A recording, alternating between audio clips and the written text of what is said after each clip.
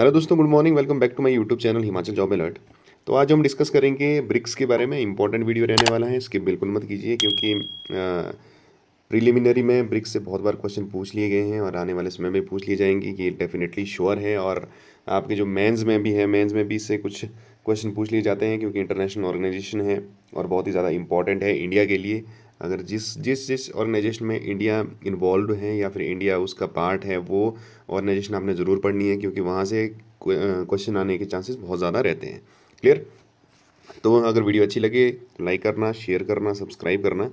ठीक है, चलिए बढ़ते हैं वीडियो में आगे। तो आज का जो हमारा टॉपिक है ब्रिक्स टॉपिक है। इसमें जो इम्पोर्टेंट ग्रुपिंग है हमारी 5 कंट्रीज़ की हैं। कितनी कंट्रीज इसमें इंक्लूड है? 5 कंट्रीज इंक्लूड हैं जिनके नाम यहाँ पर दिए गए हैं: ब्राज़ील, रशिया, इंडिया, चाइना और साउथ अफ्रीका।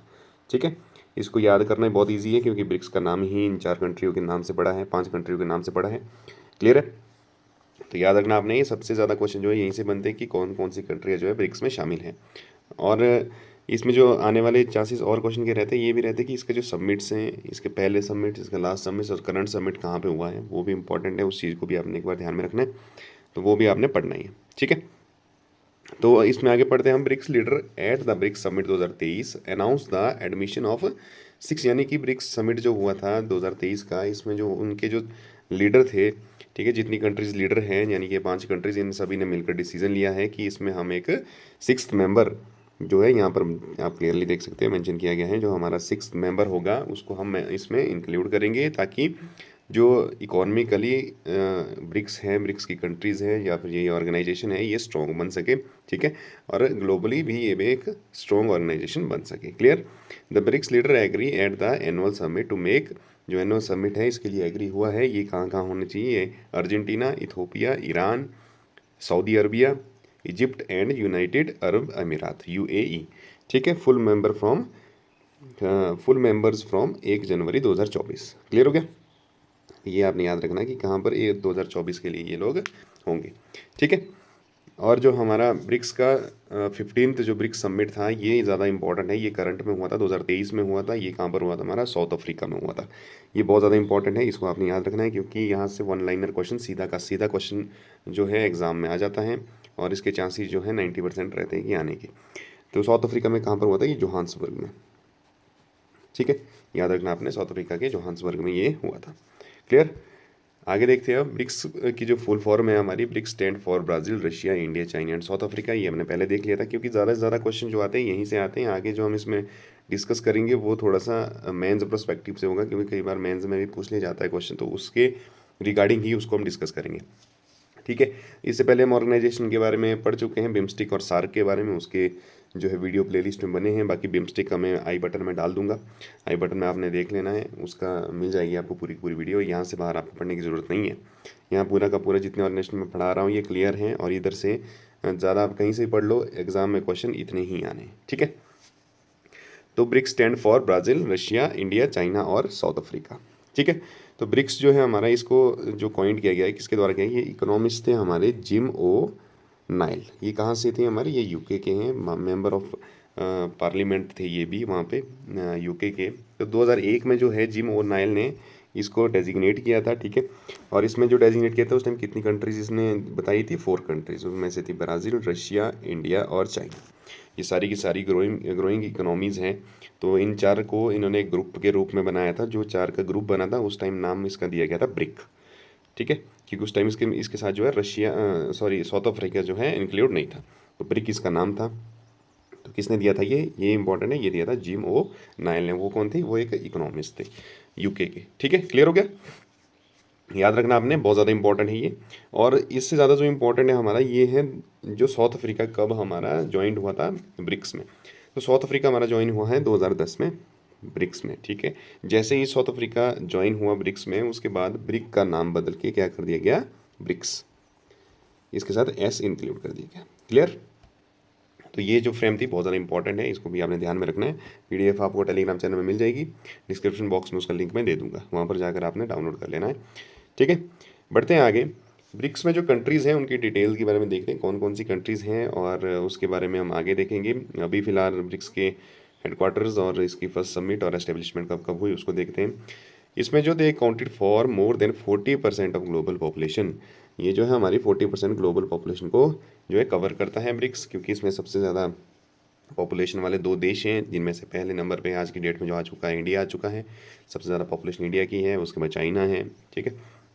तो आधी से लगभग 25% या 30% जो पॉपुलेशन है वो तो इन दो कंट्रीज़ ने ही कवर की है all over world, all over globe, ठीक है। जो हेड क्वार्टर है आगे इसको भी चेक करेंगे, ये भी इंपॉर्टेंट है, कई बार पूछ लिया जाता है कि ब्रिक्स का हेड क्वार्टर कहाँ पर है, और आपके पास ऑप्शन दिए जाएंगे, वहाँ पर आपने इसका जो करेक्ट आंसर देना है, ये आपने भूलना नहीं। इसका जो है BRICS tower Shanghai people republic of China, यानी कि चाइना में जो है, शंघाई चाइना में जो है इसका हेड क्वार्टर है। क्लियर हो गया।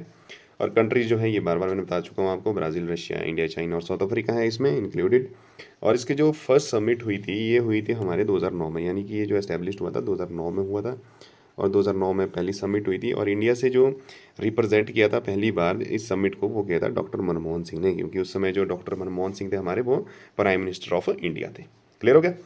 और एस्टेब्लिशमेंट भी आपको डेट बताई गई है नीचे, 16 जून 2009 को जो है ब्रिक्स एस्टेब्लिश्ड हुआ था, याद रखना है, ठीक है। क्लियर हो गया।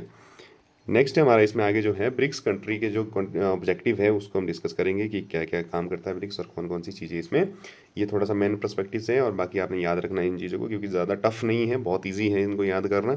एक बार आपके माइंड में सेट हो गया तो फिर इसको भूल नहीं पाओगे आप, ठीक है। एक बार आपने वीडियो को जरूर देख लेना है। BRICS country have established a variety of corporative project, ठीक है। जो ब्रिक्स कंट्रीज़ हैं उनने बहुत ज़्यादा वैरायटी ऑफ कोऑपरेटिव प्रोजेक्ट और इंस्टीट्यूशन जो है उनको खोला है, such as BRICS business council है, न्यू डेवलपमेंट बैंक है, ठीक है। ये तो दो चीज़ें हैं, ये भी इंपॉर्टेंट है क्योंकि ये जो पार्ट ऑफ ब्रिक्स ही है, ठीक है, ये ब्रिक्स के ही पार्ट है, to promote economy corporation and development, ठीक है, ताकि ये जो इकोनॉमी है और इकोनॉमी कॉरपोरेशन है उसको डेवलप कर सके अमंग देमसेल्फ, जो भी कंट्रीज है ब्रिक्स की आपस में जो सारी इकोनॉमिकली कॉरपोरेशन को डेवलप कर सके, ठीक है, यानी कि अपनी इकोनॉमी को और ग्रो कर सके, इसलिए जो है ये इंस्टीट्यूशन खोले गए हैं। और formerly known as BRICS development bank, जो ये बैंक है new development bank, business council and new development bank, इसको हम किस नाम से जाना जाता है, इसको जाना जाता है ब्रिक्स डेवलपमेंट बैंक के नाम से। किस नाम से? ब्रिक्स डेवलपमेंट बैंक के नाम से, ये भी आपने याद रखना है, ठीक है। Additionally they participate annual conference where they coordinate their position और क्रिटिकल इंटरनेशनल प्रॉब्लम, जब इनकी जो एनुअल कॉन्फ्रेंस होती हैं जहाँ पर भी इन्होंने इसका वेन्यू रखा होता है, तो वहाँ पर ये अपने जो इश्यूज़ हैं वो किस किस इशू पे करते हैं, डिस्कस होता है, जो क्रिटिकल इश्यूज़ होते हैं इनके लिए, इंटरनेशनल प्रॉब्लम्स होती है लाइक ट्रेड, क्लाइमेट चेंज या फिर इंटरनेशनल सिक्योरिटी के बारे में, जितनी भी चीज़ें होती हैं, जब भी इनका एक समिट होता है तो इन चीज़ों के बारे में ज़रूर इनकी डिस्कशन होती है। और आपसी जो इकोनॉमिक डेवलपमेंट है कि कैसे हम अपनी इकोनॉमी को डेवलप कर सके, ग्रो कर सके, उसके बारे में भी डिस्कस होती हैं। प्रॉब्लम्स ट्रेड वगैरह के बारे में डिस्कस होती हैं, जितने आपसी कंट्री के बीच में ट्रेड बढ़ाना हो। क्लियर हो गया। तो ये चीज़ें आपने माइंड में थोड़ा सा याद रखना है। नेक्स्ट है हमारा जो है, इसमें हेडक्वार्टर्स दिए हैं लेकिन ये हेडिंग थोड़ी सी गलत हो गई है, इसमें हम डिस्कस जो करने वाले हैं यहाँ पर करेंगे हम कंट्रीज़ का क्या बोलते हैं, जितने भी पार्ट्स हैं ब्रिक्स के, ठीक है, पार्ट्स हैं ब्रिक्स के, उनकी हेडक्वार्टर्स के बारे में, ठीक है, उनके हेडक्वार्टर के बारे में हम डिस्कस करेंगे। जैसे कि जितने भी इनकी, जैसे हम आगे डिस्कस करते हुए बता देंगे आपको, जैसे न्यू डेवलपमेंट बैंक है, एनडीबी, वेरी इंपॉर्टेंट है, वेरी वेरी इंपॉर्टेंट कह सकते हैं इसे, क्योंकि इससे बहुत बार क्वेश्चन आ चुका है। Formerly known as the BRICS development bank, अभी तक मैंने आपको बताया था। तो इनके जो हेडक्वार्टर्स हम इसमें चेक करेंगे। ब्रिक्स का हेडक्वार्टर तो एक ही है, शंघाई चाइना में है, वो आपने याद रखना है। इसमें हेडक्वार्टर्स बताए गए, जो इसके पार्ट्स हैं उनके हेडक्वार्टर्स हैं। क्लियर हो गया। तो इसका जो एनडीबी का जो है हेडक्वार्टर कहाँ पर है, ये है शंघाई चाइना में। क्लियर।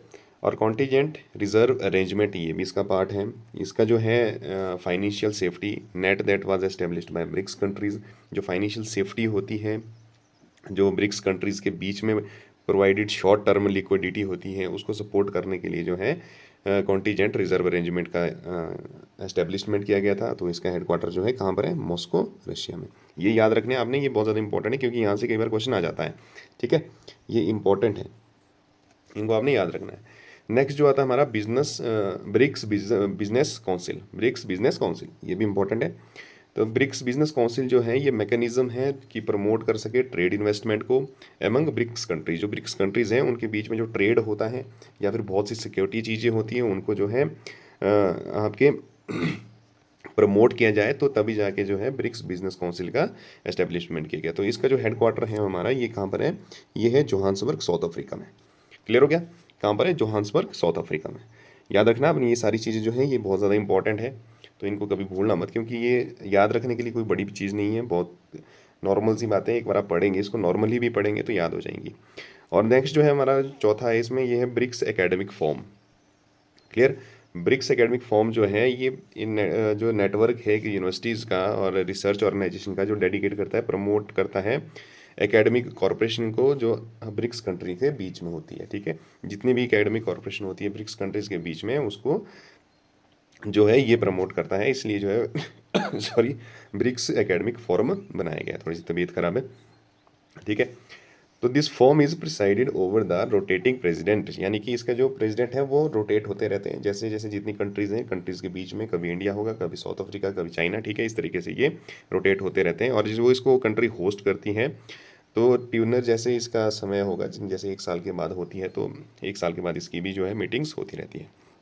तो ये था इंपॉर्टेंट पार्ट इसका, इसको आपने ज़रूर एक बार चेक करना है। ठीक है, इंपॉर्टेंट है, वीडियो स्किप तब तक नहीं करनी है आपने। नेक्स्ट देखेंगे अब आगे, इसमें हम जो ब्रिक्स की कंट्रीज़ हैं उनके बारे में थोड़ा सा डिस्कस करते हैं कि कौन सी कंट्रीज़ कैसी हैं। ये हमारा लास्ट स्लाइड रहेगा इस वीडियो का, क्योंकि इसके बाद ब्रिक्स हमारा कंप्लीट हो जाता है। इससे ज़्यादा ब्रिक्स से आपके कहीं से भी ज़्यादा क्वेश्चन नहीं आएगी, ये मैं गारंटेड कहता हूँ। एक बार पढ़िए, ब्रिक्स आपका क्लियर हो जाएगा। तो ब्राज़ील जो है, ब्राज़ील एक लार्जेस्ट कंट्री है साउथ अमेरिका की, ये आपने याद रखना, क्योंकि यहाँ से हमारे बहुत से क्वेश्चन क्लियर होते हैं। आपने ढंग से देखना है, थोड़ा ध्यान से देखना है। लार्जेस्ट कंट्री है साउथ अमेरिका की, ठीक है। और has reserve economy, diverse economy जो है ये है, इंक्लूडिंग मैन्युफैक्चरिंग। यहाँ पर क्या होता है, एग्रीकल्चर, नेचुरल रिसोर्सेज बहुत ज़्यादा है यहाँ पर, such as oil and mineral. यहाँ पर जो है ऑयल और मिनरल के जो नेचुरल रिसोर्सेज है बहुत ज़्यादा है, इसी कारण से ये डाइवर्स इकोनॉमी है। और सबसे बड़ी कंट्री है साउथ अमेरिका की। यहाँ से क्वेश्चन ऐसा भी आ जाता है कि साउथ अमेरिका की सबसे बड़ी कंट्री कौन सी है, तो वो आपने यहाँ से क्वेश्चन क्लियर होता है कि वो ब्राज़ील है। ठीक है, क्लियर। नेक्स्ट है हमारा Russia. Russia world largest country है बाय लैंड एरिया। ये क्वेश्चन यहाँ क्लियर होता है, जैसे आपके कंडक्टर के पेपर होंगे या फिर आपका कोई और एग्ज़ाम होगा, पटवारी का एग्ज़ाम होगा, ऐसे क्लरिकल का एग्ज़ाम होगा, वहाँ पर जो ऐसे क्वेश्चन, डायरेक्ट क्वेश्चन आने के बहुत ज़्यादा चांसेस रहते हैं, ये आप सभी को पता है, तो इसको भी आपने एक बार देख लेना। क्लियर, रशिया जो है लैंड, अगर लैंड एरिया के अकॉर्डिंग देखा जाए तो बहुत बड़ी कंट्री है, यानी कि सबसे बड़ी कंट्री है इन वर्ल्ड में, विद हाईली डेवलप्ड इकोनॉमी है इसकी, बहुत ज़्यादा डेवलप्ड इकोनॉमी है। क्योंकि यहाँ पर जो है most bytes oil and petrol sector, क्योंकि यहाँ पर जो ऑयल और पेट्रोल सेक्टर है इसकी जो बहुत ज़्यादा मात्रा में दुनिया में डिमांड है। क्लियर। नेक्स्ट हमारा इंडिया के बारे में, प्यारे भारत के बारे में पढ़ते हैं। World second most populated country है, लेकिन अब वर्ल्ड फर्स्ट हो चुकी है। अब पहली पॉपुलेटेड कंट्री है, यहाँ पर थोड़ा सा गलत हो गया था, सेकंड नहीं है, अब इसको आपने देख लेना है। और with a rapidly rising economy, यानी कि ये डेवलपिंग कंट्री में आ रही है इस समय, धीरे धीरे डेवलप हो रहा है हमारा भारत, और बहुत ज़्यादा समय नहीं लगेगा डेवलप होने में। अब 1-2 साल के बाद अगर इसी तरीके से ग्रो अप होता रहा तो डेवलप्ड कंट्री में ये भी शुमार हो जाएगा। ठीक है, तो इंक्लूडिंग मैन्युफैक्चरिंग हमारे भारत में क्या होती है, एग्रीकल्चर सेक्टर जो है बहुत ज़्यादा इंपॉर्टेंट रोल दिखाता है इंडिया में। सर्विस सेक्टर ये भी बहुत बड़ा रोल दिखाता है, क्योंकि यहाँ से जो है हमारा सबसे ज़्यादा रेवेन्यू जनरेट होता है इंडिया के लिए, जिससे हमारा जीडीपी ग्रोइंग स्टेज में चली जाती है। ठीक है, और इंफॉर्मेशन टेक्नोलॉजी में तो धीरे धीरे इंडिया ग्रो कर ही रहा है, एंड आउटसोर्सिंग में साथ साथ। ठीक है, तो ये चीज़ आपने याद रखनी है। क्लियर हो गया। नेक्स्ट है हमारा China. China is world second largest economy, यानी कि पहली इकोनॉमी कौन है, वो यूएसए है हमारी। यूएसए जो है पहली लार्जेस्ट इकोनॉमी है वर्ल्ड की, ये भी याद रखना है आपने। और चाइना जो है सेकंड है, एंड मोस्ट पॉपुलस कंट्री है। It was well known for export, यानी कि ये जो जानी जाती है सबसे ज़्यादा किस चीज़ के लिए जानी जाती है, एक्सपोर्ट के लिए जानी जाती है। पूरे ऑल ओवर द वर्ल्ड सबसे ज़्यादा अगर कोई एक्सपोर्ट करता है तो चाइना ही करता है, क्योंकि इनकी मैन्युफैक्चरिंग कंपनीज जो है और इंडस्ट्रियल एरियाज जो है वो बहुत ज़्यादा है। इंडिया का भी सबसे ज़्यादा जो एक्सपोर्ट पार्टनर है वो चाइना ही है। यूएस इवन तक की जो है चाइना सबसे ज़्यादा एक्सपोर्ट करता है और इम्पोर्ट करता है। रशिया, पाकिस्तान तो पूरा का पूरा डिपेंडेबल इन्हीं के ऊपर ही है कि सारा जो भी आएगा वो चाइना से ही आएगा। ठीक है, तो चाइना जो है बहुत ज़्यादा पॉपुलर है, वेल नोन जाना जाता है इनको एक्सपोर्ट के लिए, और manufacturing industries and technology advance के लिए। टेक्नोलॉजी भी चाइना में बहुत ज़्यादा एडवांस है, तो इसलिए भी ये जाना जाता है। नेक्स्ट देखेंगे हम साउथ अफ्रीका।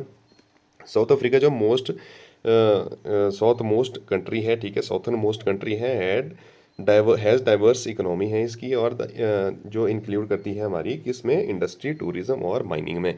तो यहाँ पर जो है इंडस्ट्रीज़ बहुत ज़्यादा है, टूरिज्म एरिया भी है, और जो है माइनिंग भी बहुत ज़्यादा होती है। ठीक है, क्लियर हो गया। तो ये जो पार्ट था ये इंपॉर्टेंट पार्ट था, इसको आपने स्किप बिल्कुल नहीं करना है, ठीक है। तो क्लियर हो गया, ये था हमारा जो पूरा का पूरा ब्रिक्स था, इसलिए आपने इसको एक बार ज़रूर चेक करना है, क्योंकि ब्रिक्स जो है बहुत ही ज़्यादा इंपॉर्टेंट है एग्ज़ाम पॉइंट ऑफ व्यू से, इसलिए आपने इसको मिस बिल्कुल मत करना है। यहाँ से बहुत ज़्यादा क्वेश्चन बनते हैं, 2 या 3 क्वेश्चन आने के चांसेस हर एक एग्जाम में रहते हैं। डायरेक्ट मैंने आपको क्वेश्चन वो भी बता दिए हैं, और मेंस पर्सपेक्टिव से जो आपने करना है वो भी मैंने आपको बता दिया है। ऑलमोस्ट 40-50 या 200 वर्ड्स का भी आपको लिखने के लिए आएगा, तो वो भी आप इजीली इसको पढ़ के लिख सकते हैं, इससे बाहर कहीं क्वेश्चन नहीं जाने वाला है, ठीक है। क्लियर। तो ये था आज का वीडियो, इंपॉर्टेंट वीडियो था। Thanks for watching. अगर वीडियो अच्छा लगे तो लाइक करना, शेयर करना, सब्सक्राइब करना, ठीक है। बेल आइकन को प्रेस करना ना भूलें। पीडीएफ आपको मिल जाएगी टेलीग्राम चैनल में, उसके डिस्क्रिप्शन बॉक्स में लिंक दे दूंगा। मिलते हैं नेक्स्ट वीडियो के साथ। Till then bye, take care.